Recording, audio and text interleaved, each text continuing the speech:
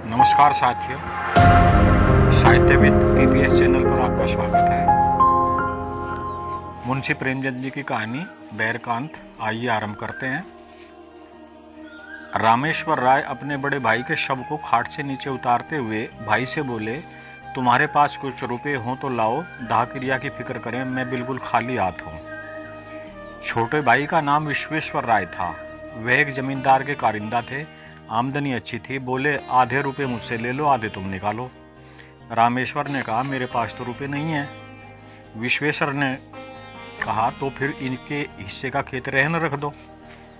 रामेश्वर, तो जाओ कोई महाजन ठीक करो। देर न लगे विश्वेश्वर राय ने अपने एक मित्र से कुछ रुपए उधार लिए। उस वक्त का काम चला। पीछे फिर कुछ रुपए लिए, खेत की लिखापढ़ी कर दी। कुल 5 बीघे जमीन थी, 300 रुपए मिले।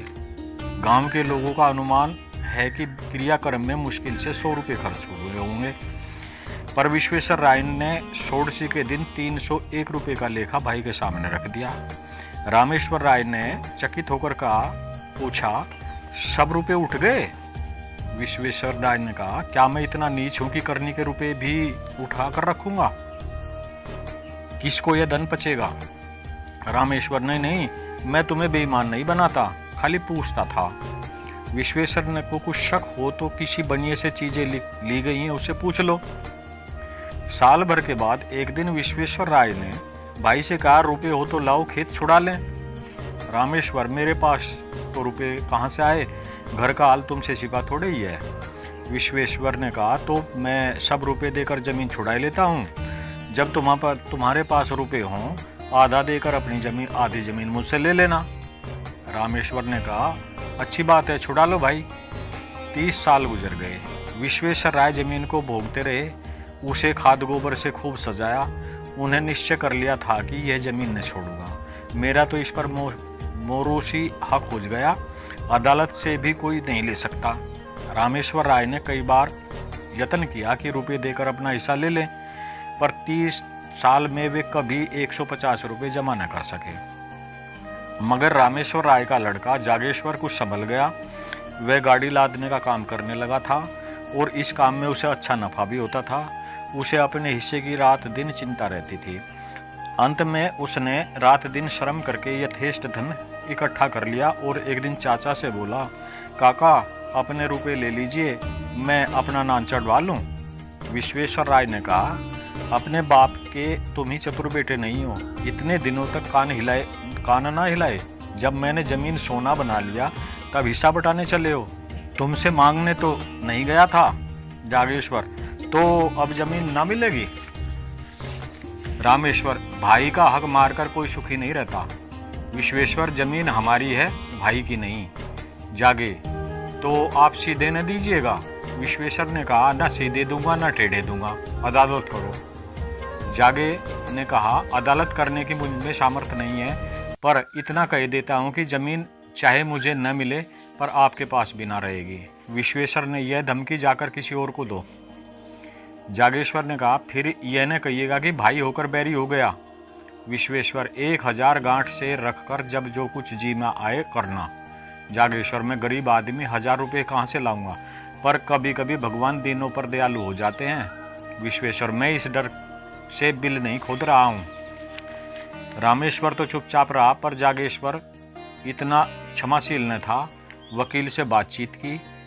वह अब आधी नहीं पूरी जमीन पर दांत लगाए हुए था। मृत सिद्धेश्वर के एक लड़की तपेश्वरी थी। अपने जीवन काल में वे उसका विवाह कर चुके थे। उसे कुछ मालूम ही न था कि बाप ने क्या छोड़ा और किसने लिया। क्रियाक्रम अच्छी तरह हो गया। वह इसी से खुश थी। षोडशी में आई थी, फिर ससुराल चली गई। 30 वर्ष हो गए, न किसी ने बुलाया न वह मौके मैं के आई। ससुराल की दशा भी अच्छी न थी। पति का देहांत हो चुका था। लड़के भी अल्प वेतन पर नौकर थे। जागेश्वर ने अपनी फूफी को उभारना शुरू किया। वह उसी को मुद्दई बनाना चाहता था। तपेश्वरी ने कहा, बेटा, मुझे भगवान ने जो दिया है मैं उसी में मगन हूँ। मुझे जगह जमीन न चाहिए। मेरे पास अदालत करने का कोई धन नहीं है। जागेश्वर ने कहा, रुपए मैं लाऊंगा, तुम खाली दावा कर दो। तपेश्वरी, भैया तुम्हें खड़ा कर किसी काम न रखेंगे। जागेश्वर, यह नहीं देखा जाता कि वे जायदाद लेकर मजे उड़ाएं और हम मुँह ताकें। मैं अदालत का खर्च दे दूंगा, इस जमीन के पीछे बिक जाऊंगा, मगर उनका गला न छोड़ूंगा। तपेश्वरी ने कहा, अगर जमीन मिल भी गई तो तुम अपने रुपए के एवज में ले लोगे, मेरे हाथ क्या लगेगा, मैं क्यों भाई से बुरी बनूं। जागेश्वर ने कहा, जमीन आप ले लीजिएगा, मैं केवल चाचा साहब का घमंड तोड़ना चाहता हूँ। तपेश्वरी, अच्छा जाओ, मेरी तरफ से कर दो दावा। जागेश्वर ने सोचा, जब चाचा साहब की मुट्ठी से जमीन निकल जाएगी तब मैं 10-5 रुपये साल पर इनसे ले लूँगा, इन्हें अभी कोड़ी नहीं मिलती, जो कुछ मिलेगा उसी को बहुत समझेंगे। दूसरे दिन दावा कर दिया। मुंसिफ के इजलास में मुकदमा पेश हुआ। विश्वेश्वर राय ने सिद्ध किया कि तपेश्वरी सिद्धेश्वरी की कन्या ही नहीं है। गांव के आदमियों पर विश्वेश्वर राय का दबाव था, सब लोग उससे रुपये पैसे उधार ले जाते थे, मामले मुकदमे में उनसे सलाह लेते। सबने अदालत में बयान दिया कि हम लोगों ने कभी तपेश्वरी को नहीं देखा, सिद्धेश्वर की कोई लड़की थी ही नहीं। जागेश्वर ने बड़े बड़े वकीलों से पैरवी कराई, बहुत धन खर्च किया, लेकिन मुंसिफ ने उनके विरुद्ध फैसला सुना। बेचारा हताश हो गया। विश्वेश्वर की अदालत में सबसे जान पहचान थी। जागेश्वर को जिस काम के लिए मुट्ठियों रुपए खर्च करने पड़ते थे वह विश्वेश्वर मुरव्वत में करा लेता था। जागेश्वर ने अपील करने का निश्चय किया। रुपए न थे, गाड़ी बैल बेच डाले, अपील हुई, महीनों मुकदमा चला। बेचारा सुबह से शाम तक कचहरी के अमलों और वकीलों की खुशामद किया करता। रुपए भी उठ गए, महाजनों से ऋण लिया, 12 अब की उसकी डिग्री हो गई, 500 का बोझ सिर पर और हो गया, पर अब जीत से ने आंसू पहुँच दिए। विश्वेश्वर ने हाई कोर्ट में अपील की। जागेश्वर अब कहीं से रुपए न मिले, विवश होकर अपने हिस्से की जमीन रहन रख दी। फिर घर बेचने की नौबत आई, यहाँ तक कि स्त्रियों के गहने भी बिक गए। अंत में हाई कोर्ट से भी उसकी जीत हो गई। आनंद उत्सव में बची खुची पूंजी में निकल गई। 1000 पर पानी फिर गया। संतोष यही था कि यह 5 बीघे मिल गए। तपेश्वरी क्या इतनी निर्दय हो जाएगी कि थाली मेरे सामने से खींच लेगी? लेकिन खेती पर अपना नाम चढ़ते ही तपेश्वरी की नीयत बदल गई। उसने एक दिन गांव में आकर पूछताछ की तो मालूम हुआ कि 5 बीघे 100 रुपये उड़ सकते हैं। लगान केवल 25 रुपये था। 75 रुपये साल का नफा था। इस रकम ने उसे विचलित कर दिया। उसने असामियों को बुलाकर उनके साथ बंदोबस्त कर दिया। जागेश्वर राय हाथ मलता रह गया। आखिर उससे न रहा गया। बोला, फूफी जी, आपने जमीन तो दूसरों को दे दी, अब मैं कहाँ जाऊँ? तपेश्वरी, बेटा, पहले अपने घर में दिया जलाकर तब मस्जिद में जलाते हैं। इतनी जगह मिल गई तो मैके से नाता हो गया, नहीं तो कौन पूछता था। जागेश्वर, मैं तो उजड़ गया। तपेश्वरी ने कहा, जिस लगान पर और लोग ले रहे हैं उसमें 2-4 रुपये कम करके तुम ही क्यों नहीं ले लेते? तपेश्वरी तो 2-4 दिन में विदा हो गई। रामेश्वर राय पर वज्रपात सा हो गया। बुढ़ापे में मजदूरी करनी पड़ी। मान मर्यादा से हाथ धोया, रोटियों के लाले पड़ गए। बाप बेटे दोनों प्रातःकाल से संध्या तक मजदूरी करते, तब कहीं आग जलती, दोनों में बहुधा तकरार हो जाती। रामेश्वर सारा अपराध बेटे के सिर रखता। जागेश्वर कहता, आपने मुझे रोका होता तो मैं क्यों इस विपत्ति में फंसता। उधर विश्वेश्वर राय ने महाजनों को उकसा दिया। साल भी न गुजरने पाया कि बेचारे निराधार हो गए। जमीन निकल गई, घर नीलाम हो गया, 10-20 पेड़ थे वे भी नीलाम हो गए। चौबे जी दूबे बन गए, दरिद्र हो गए। इस पर विश्वेश्वर राय के ताने और भी गजब ढाते। यह विपत्ति का सबसे दुखदार कांटा था, आतंक का सबसे निर्दय आघात। 2 साल तक इस दुखी परिवार ने जितनी मुसीबतें झेली यह उन्हीं का दिल जानता है। कभी पेट भर भोजन न मिला, हाँ, इतनी आन थी कि नीयत नहीं बदली। दरिद्रता ने सब कुछ किया पर आत्मा का पतन न कर सकी। कुल मर्यादा में आत्मा की रक्षा की बड़ी शक्ति होती है। एक दिन संध्या समय दोनों आदमी बैठे आग ताप रहे थे कि सहसा एक आदमी ने आकर कहा, ठाकुर चलो, विश्वेश्वर राय तुम्हें बुलाते हैं। रामेश्वर ने उदासीन भाव से कहा, मुझे क्यों बुलाएंगे? मैं उनका कौन होता हूँ?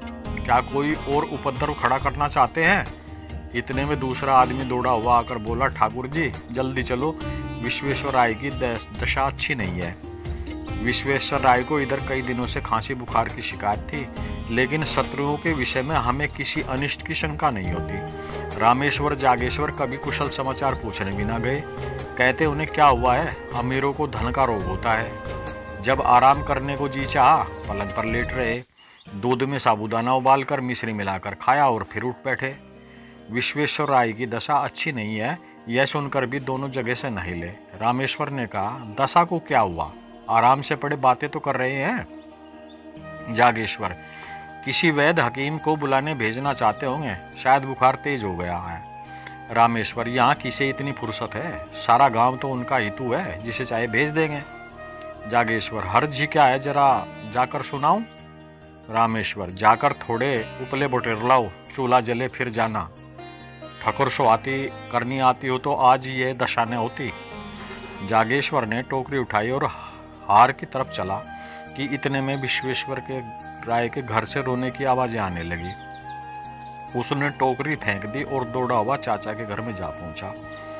देखा तो उन्हें लोग चारपाई से नीचे उतार रहे थे। जागेश्वर को ऐसा जान पड़ा कि मेरे मुंह में कालिख लगी हुई है। वह आंगन से दालान में चला और दीवार से में मुंह छिपाकर रोने लगा।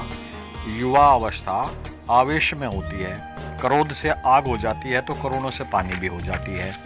विश्वेश्वर राय की 3 बेटियां थीं।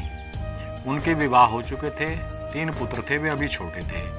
सबसे बड़े की उम्र 10 वर्ष से अधिक न थी। माताजी अभी जीवित थीं। खाने वाले तो 4 थे, कमाने वाला कोई न था। देहात में जिसके घर में दोनों जून चूल्हा जले वह धनी समझा जाता है। उनके धन के अनुमान में भी अतियुक्ति से काम लिया जाता है। लोगों का विचार था कि विश्वेश्वर राय ने हजारों रुपए जमा कर लिए हैं, पर वहाँ वास्तव में कुछ न था। आमदनी पर सबकी निगाह रहती है, खर्च को कोई नहीं देखता। उन्होंने लड़कियों के विवाह में खूब दिल खोल कर खर्च किए। भोजन वस्त्र में, मेहमानों और नातेदारों के आदर सत्कार में उनकी सारी आमदनी गायब हो जाती थी। अगर गांव में अपना रोब जमाने के लिए 200-400 रुपये का लेन देन कर लिया था तो कई महाजनों का कर्ज भी था। यहाँ तक कि छोटी लड़की के विवाह में अपनी जमीन भी गिरवी रख दी थी। साल भर तक तो विधवा ने ज्यों करके बच्चों का भरण पोषण किया, गहने बेचकर काम चलाती रही। पर जब यह सब आधार भी न रहा तब कष्ट होने लगा। निश्चय किया कि तीनों लड़कों को तीनों कन्याओं के पास भेज दूं। रही अपनी जान, उसकी क्या चिंता, तीसरे दिन भी पाव भराटा मिल जाएगा तो दिन कट जाएंगे। लड़कियों ने पहले तो भाइयों को प्रेम से रखा, किंतु 3 महीने से ज़्यादा कोई न रख सकी। उनके घर वाले चिढ़ते थे और अनाथ को मारते थे। लाचार हो माता ने लड़कों को बुलवा लिया। छोटे छोटे लड़के दिन दिन भर भूखे रह जाते, किसी को कुछ खाते देखते तो घर में जाकर माँ से मांगते, फिर माँ से मांगना छोड़ दिया। खाने वालों की सामने जाकर खड़े हो जाते और क्षुद्रित नेत्रों से देखते रहते। कोई तो मुट्ठी भर चबेना निकाल कर देते था, पर प्राय लोग दुत्कार देते थे। जाड़ों के दिन थे, खेतों में मटर की फलियां लगी हुई थी। एक दिन तीनों लड़के खेत में घुसकर मटर उखाड़ने लगे। किसान ने देख लिया, दयावान आदमी था, खुद एक बोझा मटर उखाड़कर विश्वेश्वर राय के घर पर लाया और ठकुराइन से बोला, काकी लड़कों को डांट दो, किसी के खेत में न जाया करें। जागेश्वर राय उसी समय अपने द्वार पर बैठा चिलम पी रहा था। किसान को मटर लाते देखा। तीनों बालक पिल्लों की भांति पीछे पीछे दौड़े चले आते थे। उनकी आंखें सजल हो गई। घर में जाकर पिता से बोला, चाची के पास अब कुछ नहीं रहा, लड़के भूखों मर रहे हैं। रामेश्वर, तुम तिरिया चरित्र नहीं जानते, यह सब दिखावा है, जन्म भर की कमाई कहाँ उड़ गई। जागेश्वर, अपना काबू चलते हुए कोई लड़कों को भूखों नहीं मार सकता। रामेश्वर ने कहा, तुम क्या जानो, बड़ी चतुर औरत है। जागेश्वर, लोग हम ही लोगों को हंसते होंगे। रामेश्वर ने कहा, हंसी की लाज है तो जाकर छां कर लो, खिलाओ पिलाओ है दम। जागेश्वर ने भरपेट खाएंगे, आधे ही पेट सही, बदनामी तो ना होगी। चाचा से लड़ाई थी, लड़कों से हमारा क्या बिगाड़ा है।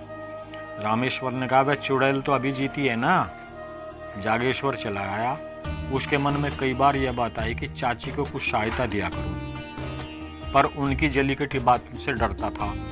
आज से उसने एक नया ढंग निकाला है। लड़कों को खेलते देखता तो बुला लेता, कुछ खाने को दे देता।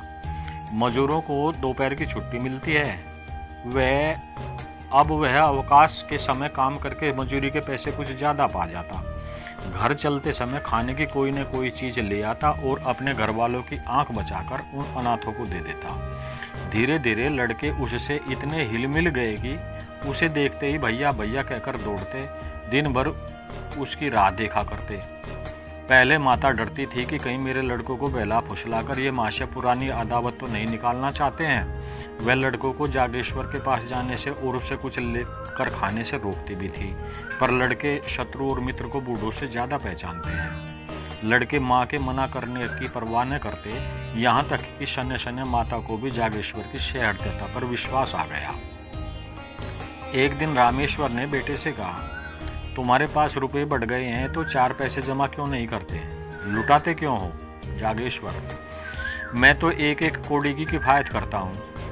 रामेश्वर ने कहा, जिन्हें अपना समझ रहे हो वे एक दिन तुम्हारे शत्रु ही होंगे।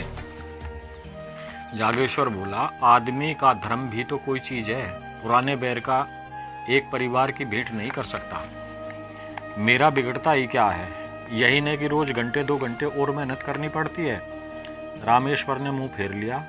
जागेश्वर घर में गया तो उसकी स्त्री ने कहा, अपने मन की ही करते हो, चाहे कोई कितना ही समझाए, पहले घर में आदमी दिया जलाता है। जागेश्वर, लेकिन यह तो उचित नहीं कि अपने घर में दिए की जगह मोमबत्तियां जलाएं और मस्जिद में अंधेरा ही छोड़ दें। स्त्री बोली, मैं तुम्हारे साथ क्या पड़ी, मानो कुएं में गिर पड़ी।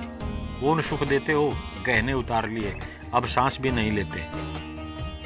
जागेश्वर ने कहा, मुझे तुम्हारे गहने से भाइयों की जान ज़्यादा प्यारी है। स्त्री ने मुंह फेर लिया और बोली, बैरी की संतान कभी अपनी नहीं हो सकती। जागेश्वर ने बाहर जाते हुए उत्तर दिया, बैर का अंत बैरी के जीवन के साथ ही हो जाता है। यह अति प्रेरणादायक कहानी यहीं पर समाप्त होती है। आशा है पसंद आई होगी। कृपया चैनल को लाइक, शेयर, सब्सक्राइब अवश्य करें।